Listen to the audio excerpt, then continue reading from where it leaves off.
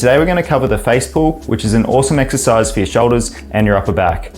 By the end of this video, we'll have covered the key differences between the different variations of face pulls out there, and also the major mistakes you need to avoid to ensure you're doing this exercise correctly. Now let's get into it.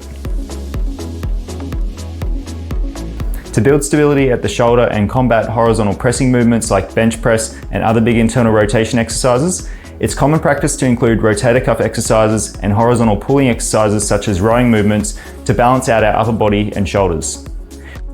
The only drawback is that this kind of external rotation work is very small and isolated, and the rowing exercises we often resort to only work the upper back and shoulders via shoulder extension.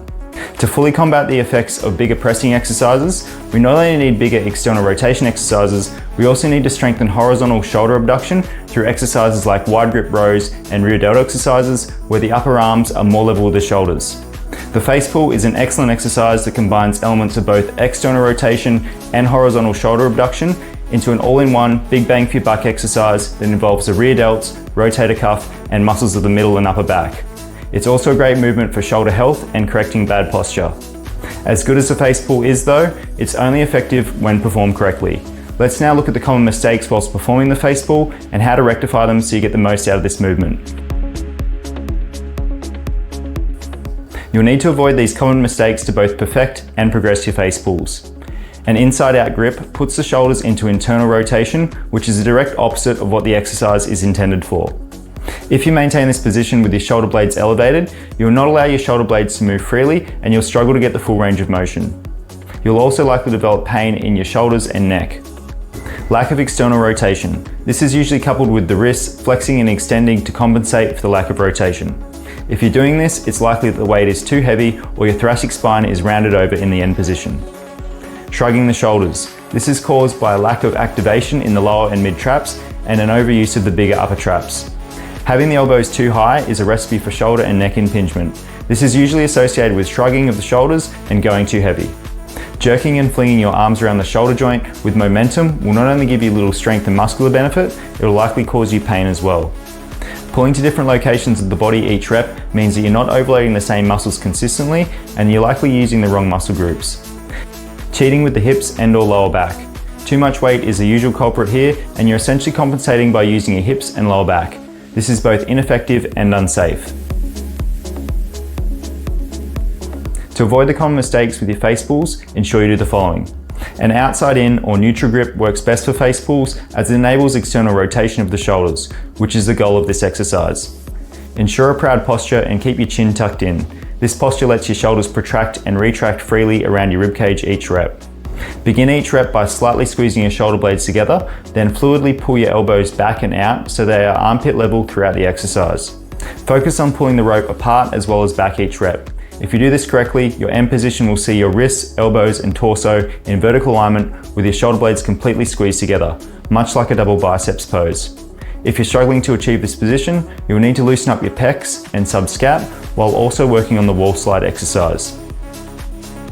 Think of pinching your shoulder blades down and together into your back pockets to ensure that you're engaging the right upper back muscles.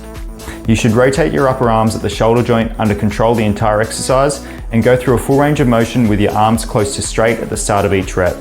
Keep the weight off the sack the entire time too to maintain tension. Remember, it's called a face pull, so aim the rope to this area consistently and do not deviate. Keeping the same line of pull ensures you're consistently overloading the target muscle groups. Pausing at the end range will really help with this too and build an awareness around which muscle groups you should be feeling consistently each rep. Keep your glutes and core tight. The less unwarranted movement you have from the rest of your body, the more stress you place on the target areas. We've gone over how to perform the face pull and rectify the most prevalent mistakes using the most common variation with the cable set at shoulder height. Now we'll cover the different angles and pieces of equipment you can use for your face pulls, along with the relative benefits and drawbacks of each. Although the standard shoulder high cable face pull does a great job of incorporating the rear delts and muscles of the back and rotator cuff, you can emphasize the muscles of the shoulder and upper back differently though by changing the height of the cable pulley. For instance, you can perform a low cable face pull which will allow for more external rotation and divert more of the work to the infraspinatus and teres minor rotator cuff muscles. The flip side of this variation though is that it involves more of the upper traps and results in a similar movement pattern to that of an upright row, which can cause shoulder impingement in people with certain shoulder structures. So exercise caution with this low cable face pull if you opt for it.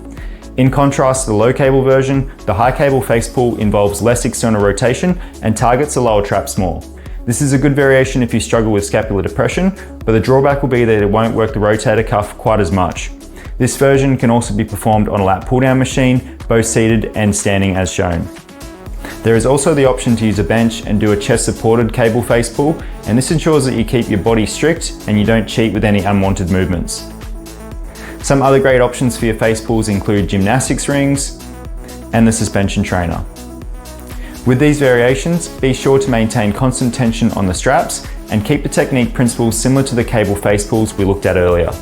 To increase the difficulty of the ring and suspension trainer face pulls, simply use the angle of your body. The more vertical you are, the easier the exercise will be, and the more horizontal you are, the harder the exercise will be. There is also the option of doing band face pulls, but over the years I've gravitated away from this version for two main reasons. Firstly, the strength curve is different with the band and the exercise gets very hard at the end range and very easy towards the starting position. The second reason is more around safety.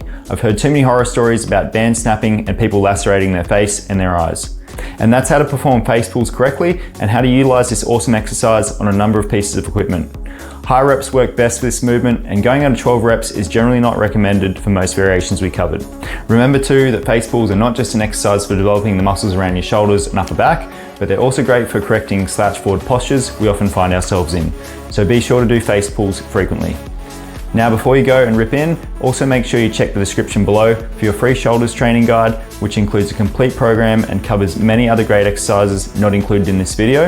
And if you're interested in learning more about how to build a more athletic body without drugs, boring dieting, or spending countless hours in the gym,